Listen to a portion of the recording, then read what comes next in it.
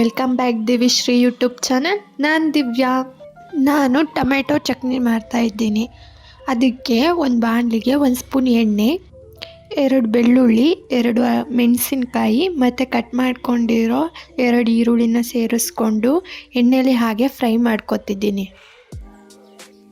ಈರುಳ್ಳಿ ಎಲ್ಲ ಸ್ವಲ್ಪ ಕೆಂಪಾಗೋವರೆಗೂ ನೀಟಾಗಿ ಎಣ್ಣೆಯಲ್ಲಿ ಫ್ರೈ ಮಾಡ್ಕೋಬೇಕು.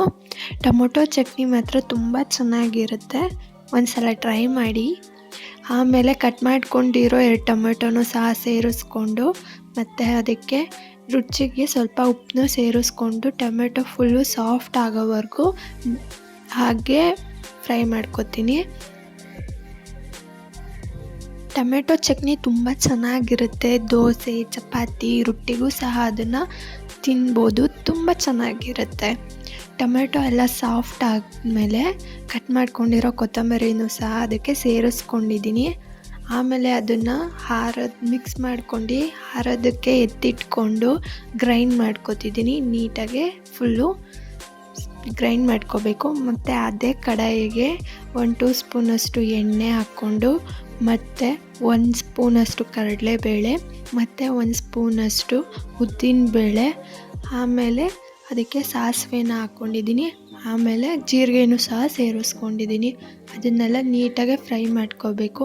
ಆಮೇಲೆ ಕರಿಬೇವನ್ನು ಸಹ ಸೇರಿಸ್ಕೊಂಡು ಹಾಗೆಯೇ ಎಣ್ಣೆಲೇ ಫ್ರೈ ಮಾಡ್ಕೊತಿದ್ದೀನಿ. ಕಡಲೆಬೇಳೆ, ಉದ್ದಿನಬೇಳೆ ಎಲ್ಲ ಸ್ವಲ್ಪ ಕಲರ್ ಚೇಂಜ್ ಆಗೋವರೆಗೂ ಚೆನ್ನಾಗಿ ಅದನ್ನು ಹಾಗೆ ಫ್ರೈ ಮಾಡ್ಕೋಬೇಕು. ಅದೆಲ್ಲ ಕಲರ್ ಸ್ವಲ್ಪ ಚೇಂಜ್ ಆದಮೇಲೆ ಗ್ರೈಂಡ್ ಮಾಡ್ಕೊಂಡಿರೋದನ್ನ ಅದಕ್ಕೆ ಸೇರಿಸ್ಕೊಂಡು ಮಿಕ್ಸ್ ಮಾಡ್ಕೊತಿದ್ದೀನಿ.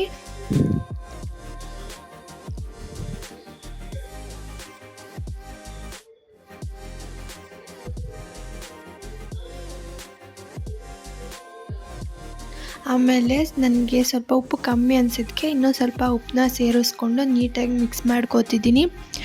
ಇದು ಸ್ವಲ್ಪ ಒಂದು ಕುದಿ ಬರೋವರೆಗೂ ಹಾಗೆ ಬಿಡಬೇಕು.